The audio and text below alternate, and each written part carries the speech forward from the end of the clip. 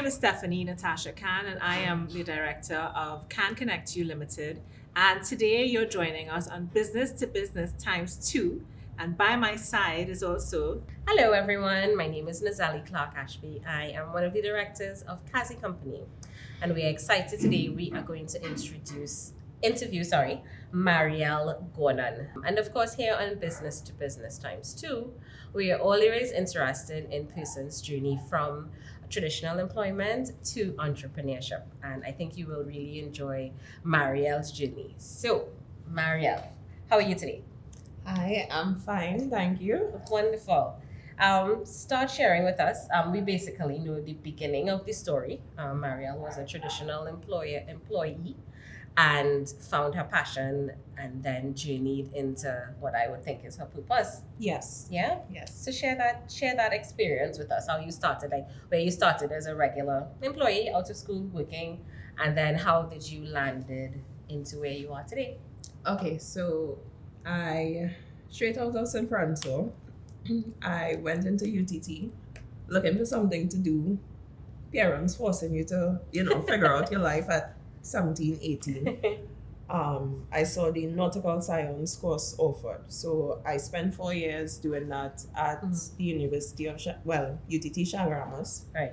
And I worked in the maritime field for roughly 9-10 years, right? Oh, what did you do in the maritime field? So initially I worked at Allston Shipping. I stayed there for 1 year, and then I went across to Trinidad and Tobago Pilots Association. I was a dispatcher there for 9 years, and even while I was there, I continued to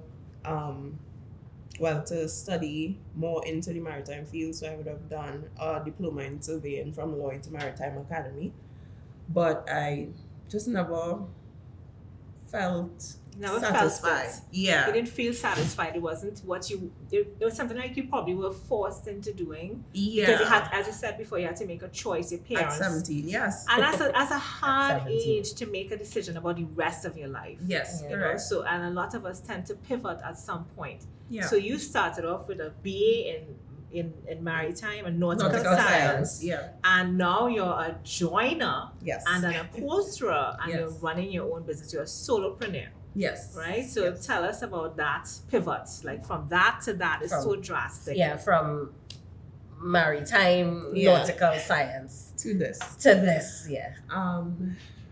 So that journey started, I want to say, around COVID. And I big always- catalyst for everybody. Yeah.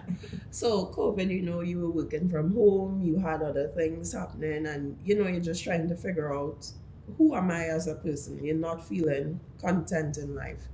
And then, my stepdad, he played a huge role in always encouraging me and, trying to figure out what you're doing, because he knew I was not satisfied just being a dispatcher, because there was limited growth in that field, unfortunately. Right. And I would have tried to go into other areas in the maritime industry, and just nothing was working.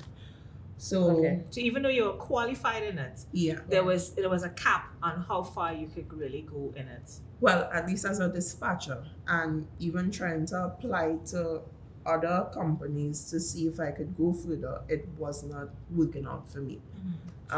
So I want to jump in. Is it the fact that you could not move kind of push you, or you always had the feeling knowing that I'm doing it and I'm sure you were probably good at it, but I really want to do something else. I have something else in me. I think being stagnant has always been an issue for me in every aspect of life. So feeling stagnant as a dispatcher, I always would, even working there, sorry to say, I would be studying at night. I was doing agriculture at a point in time, horticulture. I would be looking at online courses that I could do while on work, because I just needed to keep my brain going. And then eventually when COVID hit, I was doing agriculture for a short period of time. And then I was like, no, this is not it. Right? Yeah, you don't want to be that farmer. Yeah, I Farmer want my that was own. not for you. Yeah, I want my own garden and whatnot, but not. You don't necessarily to be a No. farmer. You don't want to go through the whole process of actually producing food Yeah. and being responsible for that, because that's a responsibility Correct. to Yeah. sell commercially. Yes. Yeah. So I can't remember what exactly was the point where I just decided. Pick up a hammer and a nail and go. Oh, actually, I do. My stepdad died. Right. Right? Oh. He died from cancer, and I must say I was depressed. Of course. Yeah. I took it really hard because he was living in America as well, and I couldn't go up and Right. Because it was during COVID. Yeah, right. right. And I didn't have my visa as well, so I took it really hard. And within the next couple of months, I just kept looking for distraction. I needed to keep something on my mind that was not him. So my daughter needed a bed, and I was like, okay, let me try and do it myself. I love that. Yeah. And I think that's such a COVID experience for a lot Yeah. of persons. Yes. Let me try and do it myself. Yeah. I'm gonna go on YouTube or something And figure it out. Yeah. Because I always loved how palette furniture would look. Right. And I was like, okay, let me try and do it. And it came out decent enough. She I was like, not sleeping yeah, on the no, ground. Yeah. And I was like, okay, cool. This was fun. So I started investing in one or two little tools. Then a friend of mine, she ran into the lecturer who does UE joinery Right. over on campus. Mhm. And he just randomly told her, if you know anybody that wants to do joinery, well, this is my number, let them contact me. And I was like, okay. So you saw that as divine intervention. Yeah, That was a sign. because she was there braiding her hair. Right? Yeah. And he just walked in, I think, to either drop or collect something. And he mentioned it to her. Yeah. And that's she very called random. me one time. That's Yeah. where opportunity and preparation Meets. meets. Yeah. Yes. It's that sweet spot. Yeah. Yes. So from that, I signed up for the course, and the rest is history. There was no turning back. Yeah. Because Oh. even to do part 2 of the course, he called me and he was like, okay, you finished part 1. You coming back for part 2? And I was like, sir, I work in shift. I don't have the time. And he was like, just come and we will figure it out. So thank you to Mr. Pay. Thank Yes, you, Thank you, Mr. Mr. Pay. Pierre. Yes, Now we yes, have, yes, one yes. of the premier female joiners in Trinidad. And, we're going to see so much more from you, Marielle. I'm very Yes. proud of you. So tell me, when did you take because I know you didn't just, after the course, I'm now going to be a joiner. I'm sure there was some overlap between working in Maritime Yeah. and doing joining. So Yes. how did you get from that overlap? Probably working on weekends or whatever. And then I'm going to leave this because traditional employment comes with a lot of security. Yes, We it adults, the security is Yeah. important. Yeah. You have to be really convicted to To want to make that leap. that leap. So Yeah. when did that happen? When did that happen? Okay, so I think it's a combination of things that started happening, and I felt like my back was against a wall. My daughter as well, I felt like she was growing up without me being present all the time, even though I would be physically present. Mentally, I am on work, or I'm too tired to interact with her at a level that I would want to. Then again, working night shifts. Yeah, it took I its would toll. not- I used to I work would shift. not wish that. No, Anybody. and it does something to circadian rhythm. Yeah. Like you can't adjust, because my journey was similar to yours as well, because I had my 8 to 4, Yeah. and my first business, because I've had a few businesses. This is Can't Connect You is not my first business. Yeah. And the first business I had, it was doing something like you woodworking and joining, which is why I had this attraction to your Okay, work, because yeah. I used to work with my hands. Yeah. And I used to go to work at night, Yeah. and then during the day I'd be trying to juggle this whole It's a you know, juggernaut. entrepreneurship thing, and getting work done for clients, and meeting with them, and doing all these site visits and everything. And Yeah. it was a challenge, yeah. because there were it times I felt like I was going to burn out, and at some point I had to make the decision that I wanted more for my life than just doing that 8 to 4, and jump into the entrepreneurship bandwagon wholly, Yeah. totally. because as you said, the catalyst for you would have been Mariana in terms of you wanted to spend more time with your daughter. Correct. Yeah. You know, and then, but what kind of support you got from your community? Because I think that's important, and we need to highlight that as well, that the support that you get from your community really does help do that jump for you. Correct. There are a few people who are really close to me that I have to say thank you to. My best friend, he would have made a statement that you know how far you can reach at Pilots Association, you don't know how far you could reach doing this on your own. Mm-hmm. Right. And that stayed with me because I felt stuck, as I said, at Pilots, right? And then I was like, okay, I don't know what the limit is here. And I'm seeing that every year as I go along. Then my partner, he is amazing. He helps me sometimes even when he is on his last, because like to lift and transport things, because I work on my own, I sometimes need help, and he would come in and assist and critique and be like, okay, maybe I should try this or fix this or whatnot. I have really good friends as well. My female best friends, they always support, always share, always recommend, and I truly appreciate that. So just knowing I had my sister, Some trouble. My sister as well, she was like, you're not going anywhere, you're not progressing as fast as you want to where you were working, so try this and see what happens. And it's just the encouragement of course there were the naysayers that were like, you're leaving a secure job. Very secure. And you're a woman, because you still need to have a man there to kind of do the lifting, the heavy lifting and all that. So would there people who would doubt your skill, like even potential clients would say, how you could be a woman and wanting to do this? Well, I think you should tell them when they ask you that, why are you calling? Because I know they know you're a woman. No, actually sometimes, up until recently, someone called, or no, normally my clients, they talk to me on WhatsApp, right? Okay. But then when I show up, it's like, it's like, hi. So initially, there were people that would try to, I'll call it mansplain, when working to me.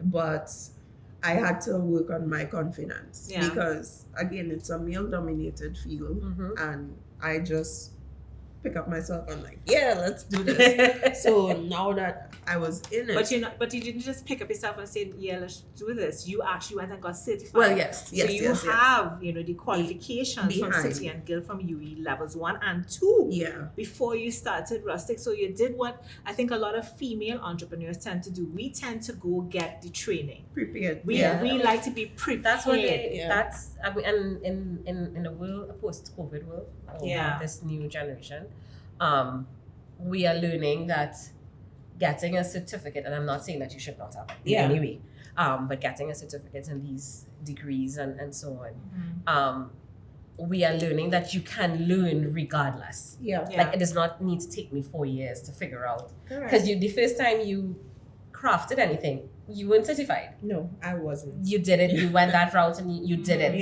And again, they're saying that you should not have. But had you continued practicing, because the skill in anything is the practice. Correct. It is the practice. Even in stuff as mundane as writing. It is the practice. And I think that's where you began to excel. And I dare say, and tell me if I'm wrong, you began to get that sense of fulfillment that you were missing when you were at the traditional employer. Yes. And okay, so every job that I take on is never the same thing. Right? Even I might be making the same item, but I might see a different way or a better way that it could have been done. Right. So I don't feel stagnant. I feel like if I'm always learning, I'm always growing. And that is the reason why, even though, the first couple of months were rough. And I wanted to ask that. So first month that you are not an employee of where you were, so that's no paycheck hits in your account. But life's still going on. You have a daughter, you have a partner, I'm sure you have life. Like that feeling, and like how did you continue? Because I know even to continue is hard. So thankfully, I must say I was paid decently where I was working, and I was financially responsible. So I had a cushion. Some cushion. You had a cushion. So, yeah. So did you do like, some people say you have to start off at least having 6 months salary in the bank, and then start your business, or you just had enough that you felt comfortable and started? I think it was more necessities. Like, I can't do this no more. I have this amount. All right, cool. We'll make this work. We'll make this work. Make this one way or the other. Because I mean, told clients, like some people who want to transition, because we work with clients who do this transition, juggle the two. Yeah. And I've told them, okay, let's set it as a goal that you're going to leave in a year's time. And during that year, don't kill us, but if you're working for someone and you have health insurance, for example, get your dental work done now. That's get it done what now. I did. The last month after I submitted my resignation, get all your everything. You use that insurance. What I forgot to do was go to Ferrara, but because I think we tend to really that FOMO. We don't have that fear of missing out because we have this greater goal that we are trying to achieve and really set an example for our families and set a legacy, prepare a legacy for them. So there are sacrifices that we have to make. Something as simple as, people, always find it funny when I say this. My phone is prepaid. Okay. But I know Nezelle always says her phone is postpaid. But God forbid. Even if I want to tell people my phone postpaid. But God forbid for me, it was seeing that if I don't pay my bill on time, and that happens when money doesn't hit our accounts from a client, some things will be late and some things will be delayed. Yes. It's not going to not come. You're not going to have the money, but sometimes it's a day late. And that being a day late, $1 short, can affect your bottom line. Yeah. So for me, I transitioned to, as simple as this sounds, to being prepaid so that I pay for a package and I get unlimited calls and all that, but that helps me manage, and I'm always able to receive calls, because when you're postpaid, at least in Trinidad, once you're cut, that's it. You can't even receive calls. Okay. So simple things like cutting back on pennywise, on our cosmetic bills. Doing all of the things that we need to do to really understand the sacrifice. So what kind of sacrifices you had to make? I hope Pennywise is not one of them, because there will be no compromise on Pennywise. Pennywise is what? This may sound strange, but I feel like I have more freedom now. Right. Even though I work longer hours, or I put more into my business than you did when you were working. Yes, because when you were working, you had fixed hours. When that time up, you leave, right? It's done. But I have more freedom now. So I feel like I'm experiencing life more now. Yeah, correct. Now, I agree in terms of course, you have to be a little more stringent when it comes to budgeting and making sure, okay, if I spend this, I can do this and whatever. Right. And then you want to reinvest into the business as well. But I think my biggest sacrifice would be time, to make sure that Rustik Connection turns out to be something great. It is not one of the businesses, they say one in how many of our businesses fail within the first 3 years. I don't want at the end of 3 years, I'm like, why did I do this? Right. So let me ask you some practical business stuff. So we have crossed over I've left my traditional employer, I'm now here, I'm doing this, I'm working with my hands and feeling good. So now clients know me because I guess I have my social media, which we'll share. Stuff. I'm very rephrase that. Stephanie will share. Stephanie will put up and let everybody get connected. So now I'm doing this. I'm an entrepreneur, solopreneur. Yeah, solopreneur. Money starts coming in. How do I now start to treat with that? Do you have, and it doesn't have to be very fancy, but some system to deal with that? Because the fact that I now became an entrepreneur, I am now taking on a whole new entity. Yeah. Sole trader company, whichever vision you want to come up with. Nevertheless, it's a whole new entity. Yeah. How have you dealt with that side of things? Because as much as your business is physical, there's that side that has to be dealt with. What you did. How have you? How do you invoice? How did you get cash to start? You know, you had your savings, but you know you would have invested in. That's the kind of question. Okay. So I think I started off on Facebook.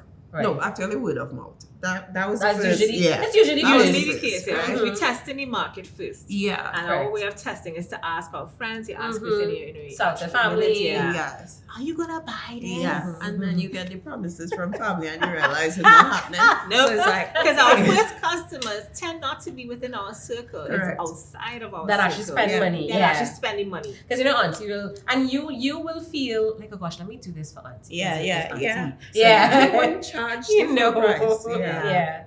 But after word of mouth, my first target audience, I would say, would be Facebook. I would just post things that I would have made, and then somebody would have seen it, and then referrals and whatnot. And then so the first 3 months of last year was rough. So I would have I would probably have one job per month. Okay. So first 3 months being January, February, March. Yeah. But has that been a trend all the time? Is that a pattern? Okay, so the first quarter of the year is normally slower. Mind you, I'm only in business 2 years. Well, but you can 2 still years. very quickly recognize the patterns in your business. And Yes. that's important so that you know how to position yourself. One, Correct. financially. Correct. Two, in terms of your offerings. You need to adjust. Is that you need to do bundles? Yeah. Is it that you need to now do more marketing at that time? Or maybe you need to you need to figure it out. Yeah. Because each business is different. you would have come off of a high from Christmas, I'm assuming. Yes. And then we're Trinidadians, we run it into Carnival. That first 3 months. Yeah. And then typically everybody needs to catch themselves from Carnival. So nothing really happens Christmas and until Carnival, after March. Yes. Yeah. And then we go straight into Easter. Yeah. So it's very cyclic, it's very seasonal. You need to figure out the patterns of your business so that you understand what you can offer and when you can offer it. And even if you need, as Nezelle is suggesting, kind of close to kind of regroup at that point. You're still active. You will still take any custom orders that you get. But during that time, it would make more sense to not be fully operational and fully running, especially now as you're venturing into doing employment. So in doing that seasonal kind of pattern thing, we both understand our businesses from that. So I understand, like, from January to March, I don't get much business development clients. You know, I can hit the ground and make connections during that time. So, you know, what else have you noticed with the business? What else I noticed in terms of what? The patterns. So you said the first 3 months are dry. I'm normally slow.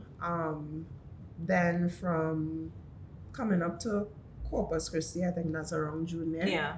I started running a promotion for plant stands, and that picked up. Yes, I saw that. And then I realized, okay, there is a market for simple plant stands because there are a lot of persons living in condos, apartments, townhouses where they don't have much yard space. Right. But people, I think it's because of COVID as well, people are obsessed with plants. Yeah. So it's like, okay, how can I make this affordable for the customer and still beneficial for the business? And through I guess interacting with customers as well, I would get referrals from just selling simple plant stands. Word of mouth is the best. Yeah, it is. So from September to the end of the year, things are normally crazy. Right. So right now is like, okay, I had an order coming in every single day last week. Good. A custom order, and it's like, okay, all right, okay. So I put a calendar and I'm just marking to make sure I don't miss anything. And as you mentioned, at this point, I'm trying to see if I could bring on a laborer to assist so that I'm able to push out more work during this period. Yeah, because I think people don't understand that as you're marketing and you're pushing more into marketing, you have to build the capacity. Yes. Because you can market all you want, and then what happens, if you don't build your operational capacity, you will not be able to fulfill the orders. And Correct. Then word of mouth, quick into that. In the Caribbean, the business will get a bad name. Business will get a bad name. So the two have to go hand in hand. Yes. But I mean, how do you price your things? You know, going into a little money talk.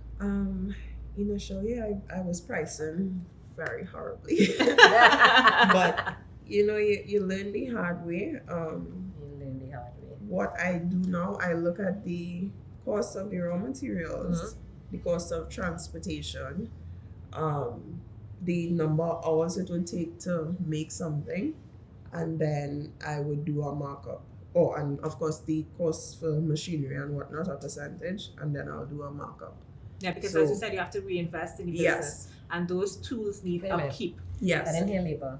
Yeah, I know. Yeah, I'm waiting the on number of hours. The number of hours. Yeah, so you're paying yourself because some some entrepreneurs start and they don't like to pay themselves. So you're not paying and I've just been reinvesting. Okay. So and that's what I was asking you about, how you treat money, how you treat things coming in. And Stephanie and I, when we share some more, we'll nitty gritty that. Yeah. Because it's important to have your cost include everything it costs you. Because yes, it costs you raw material and labor, but it also costs you taxes. It also costs you utilities. Yeah. It costs you the cost for your skill. That's also a cost that has to be factored in to make sure that you are pricing it properly, and then you can meet the obligations that you're supposed to, and not be strapped for cash, and not you, because this is an entity that is separate from you. Not be strapped in a situation where it can't do as it's supposed to. So all those costs are really important, and the way you treat it and include it in everything that you do. Unless you decide to give somebody something special. Yeah. But that's really important for entrepreneurs to always remember. Your cost is not. I'm just using figures. Yeah. Something costs $1,000 and it hits the account. That $1,000 does not all go back to the business. It has an allocation. Yeah. Because you're supposed to do your little budgets and your cost sheets, so okay, $20 for here, $100 for here, Yes. So that's why it's important. This our national insurance scheme, this amount for Board of Inland Revenue, because the tax time comes with you, and knowing that you're solo. So Nezelle can shed more light on that, the compliance side of things, so that you need to be saving money for that, and you also need to save money to have for materials, because most times you are putting out the money up front to get materials, especially as a seasonal, specific type of wood and all that that you would need. So you always need to have that float. Correct. And as Nezelle said, always consider every nitty-gritty detail of your overhead and break it down in a percentage. Yes.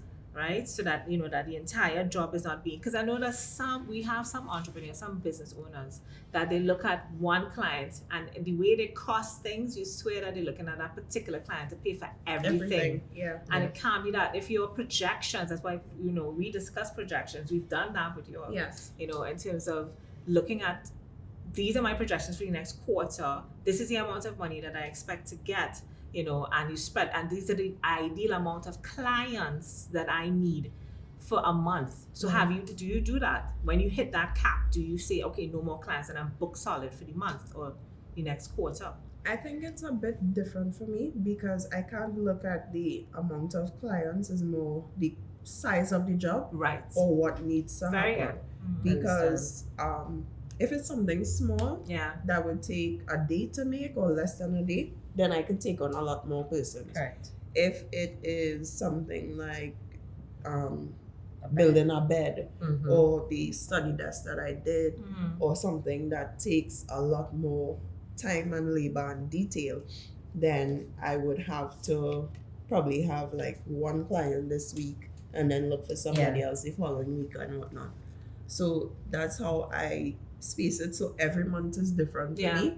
And then depending on what you offer, because Christmas is coming up, and I know that you have specific things for Christmas. So you have specific things for Christmas, so that you know that if I sell this amount of, so then your thing will be slightly different. Your offering or your costing, it would more look at, this is the amount of jobs I can do for this quarter. So if you're offering a particular item, is there a cap on that? If I've sold 10, that's it. Well, what I did for this quarter, actually, I did a breakdown of how many of the different items that I make, and I would want to sell during this period. So like sofas would be 10, beds 5, tables 20. I'm just giving rough figures, right? But that's how I did it. So it's not I'm not even doing it for a specific month. I'm doing it for a period. And when customers reach out, I would tell them, okay, based on the schedule I have right now, Correct. this is when I would be able to complete it. Of course, if I can do it before, I would, but I try to let them know upfront, okay, based on the number of orders, this is your schedule right now. Right. And that's a good method, Marielle, because you take control of your offering. Yeah. And I know most persons, you want to serve the customer, and sometimes you extend yourselves so much, and it does not augur well for you because you water down your service, you get into trouble, it's not delivered on time, and you always get a bad name. All with good intention of serving the customers.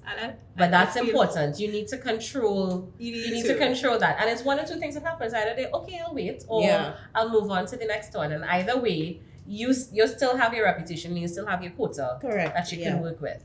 So I feel like I need to give some backstory a little bit because so I think a lot of people may know this from my social media that I also facilitate workshops with Youth Business of Trinidad and Tobago, and that is how I met Marielle.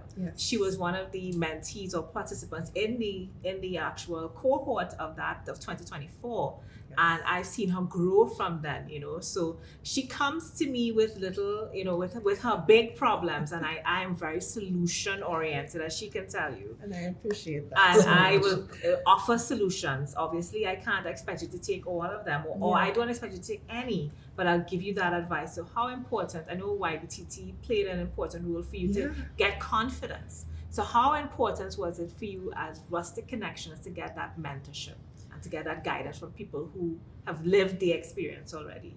Before YBTT, I would say I was just in a pool of water trying to figure out how to swim, right? What I love about YBTT, they broke it down like business for dummies, right? So they laid the foundation of this is what you have to do. This is where you need to start when you are an entrepreneur. And they also give you the confidence to be like, okay, I am a business owner. Correct. And own it. is, So and you're held accountable for all of your actions. Yes. Because of how you're guided with this. So mentorship is very important to you. It is important. And finding the right mentor. Yes, that is important as well, because sometimes you may not gel with a particular mentor. And it doesn't mean that their methods are wrong or you are not doing what you're supposed to do. It's just people on the whole, right? So you have to find somebody that could see your vision and could push you in the direction. It's like even when you're working with a consultancy, but what I want to say is that there are those programs that offer young people like yourself an opportunity to get like a consultant like myself or a consultant like Nezelle, so that you're getting us at a different level. And you don't have to pay because we're expensive. At the end of the day, I don't think we're expensive. There's value in what we do. Yes, there's a cost to the value. Yes. And if you get an excellent rate of return, if I say so myself, you do when you would, there's a cost to that. So it's not just expensive for no reason. No, there's a cost, and everything is relative. Owning your own business too, as you can attest to. It allows you to be able to work with your clients. Because obviously I have a sole trader that you're coming to me for the same consultation service and the scale of your business and that sort of thing. Your cost is definitely going to be different to my client that has 60 staff employees with 2 offices and 4 managers. So it's scaled. So I know. So it might be costly. So you might think it's expensive, but it's worth not. It's worth it, and it's always scaled to what you are. We definitely cater to people like Marielle, SMEs, and that sort of thing. So it's scaled. So because expensive for you may not be expensive for another SME that has 10, 20 employees. It fluctuates a little bit. So, but the value is always with it when you put it into context. So we talk about the clients before. Tell me your client's experience, your worst client experience, your worst client experience. We're not sugarcoating anything here today, and how you handle it. Naming no names. You're not going into specific details so that the person can say, "Oh, she's talking about that." Or he talking about that. So honestly, most of my clients are amazing. Yeah. I'm normally a very high energy person, and most of them, when I go in, it's like, yay! Right? And your service is a happy service, and they come to you and want something nice. Yes. There was one client, unfortunately, from the jump, mentioned they wanted something cheap, right? They wanted this cheap, and that word kept coming up, right? Mm-hmm. And then, like in meeting, I wish I had a prop. Red flag. I just get a red flag. From the time somebody comes and red says, flag. I want something cheap, say, well, we'll try to work with your budget. Yeah. But you're coming for something custom built. Yeah. So that if you're coming for something custom built, there's a certain amount of cost attached to that and value. So if you want something cheap and quick, go to a furniture store. Yeah. It's like, you know? flag. But they wanted something cheap. I got the sad story about the history and whatnot, and I tried to work with the person as best as possible.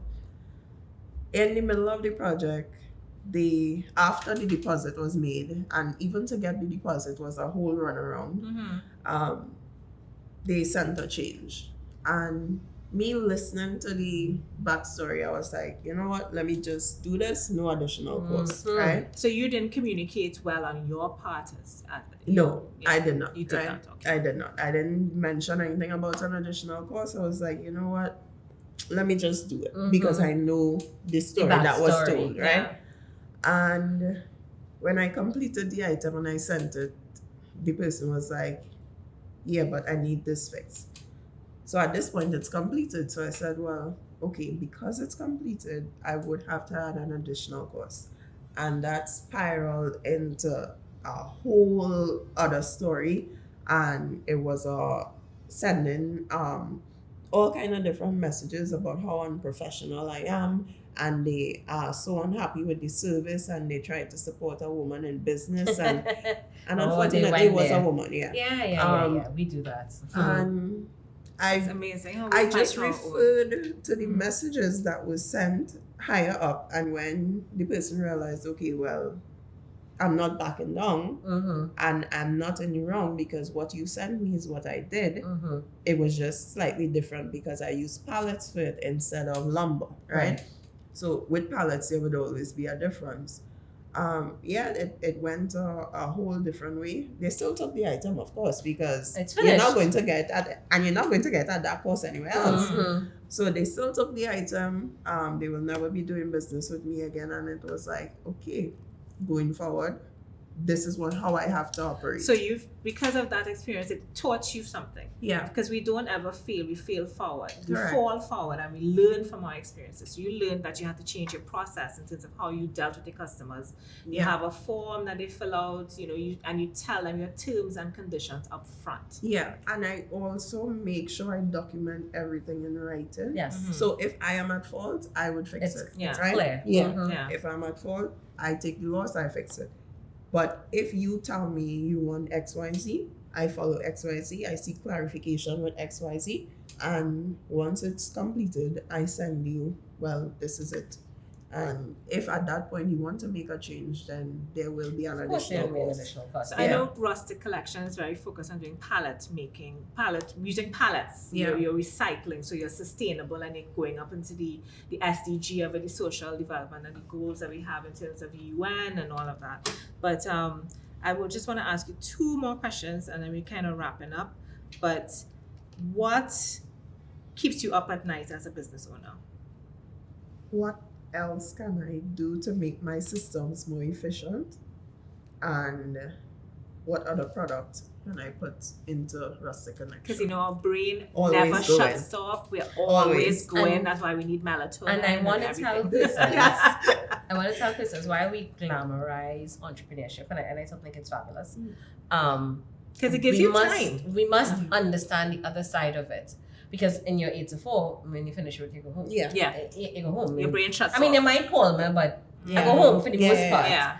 But as an entrepreneur in this world, you're on. Yeah. You're almost on all the time. Even when you sleep in, you get Stephanie with us like I was up at 2. Because my brain, I think and there are a million things, or you're worried about something, or I mean, constantly working, because I remember dating somebody, and he was very upset that I saw an opportunity while we were having lunch, and I was like, hey, because the thing is, when we are seen, that's how we do business in the Caribbean. I always say this. Yeah. People need to see you need to interact, people need to go to networking events, and we never shut off. Yeah. So, final, what does success look like to you? Rustik Connection being a household name. Oh, Papa. Yeah. No, we need to clock it. So we're looking for a rustic collection. Yeah, collection. Yeah. And you have it. And would you want to partner with like a dwellings or another, and have like your featured furniture with them, or a brick and mortar of your own? Yeah. I think I just want to build this and see how far it can reach. I remember, I don't know where I heard it, but you have to choose your heart.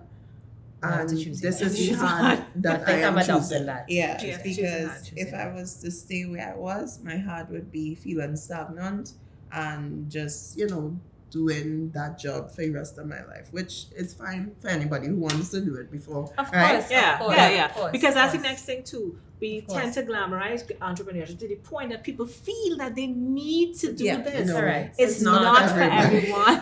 Not only is it not for everyone, it is not necessary. Yes. Everybody cannot be an entrepreneur. Yeah. Like people must work. I must have employees. There must be employees in your space. It's not needed for everyone. However, I would say if you have that feeling, because that feeling, and you can attest to that, it is a feeling that when you said you feel stagnant and stuck, it's almost crippling.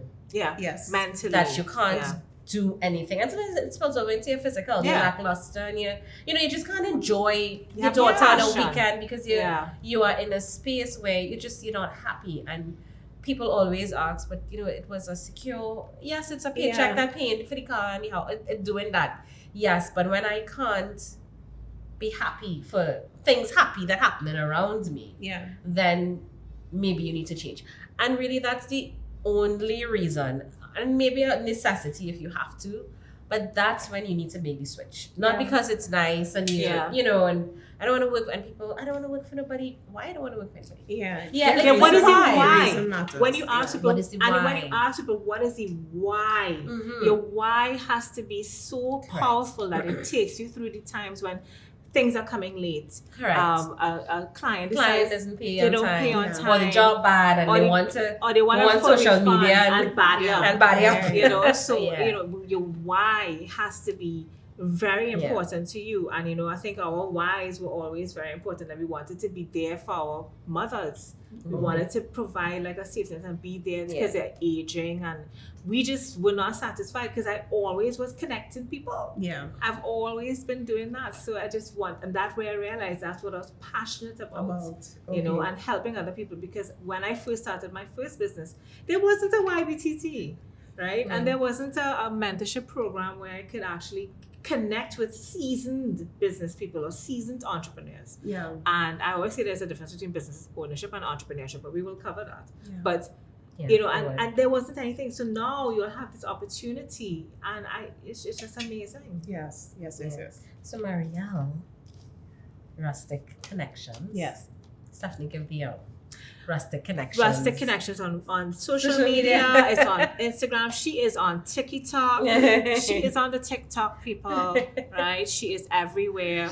And, she also is very responsive in terms of her WhatsApp, connections with people. And I will be sharing everything on our YouTube page so that you can get everything from Marielle. Yes. And we wish you all success for the rest of 2025. Thank you. And both of you as well. I will want to have you back, and we will discuss probably a few months from now how things are going, how your Christmas season went. Yes. Snap. Yes. Snap. Yeah. Well, thank you so much for joining us. I know we'll have you back. Yes. I'm sure you would. I hope what you shared was inspiring to someone that's watching these two chat. I hope that it shared some insights, made you think or rethink your idea of being an entrepreneur. But all with the end goal of making the best decision that's for you. And connect and follow and share if you liked our story as well, and you like Marielle's story, and you can connect with her and tell her how inspiring and lovely she is. Yes? Okay. Thank you, Marielle. Thank you. Bye, everyone. Bye.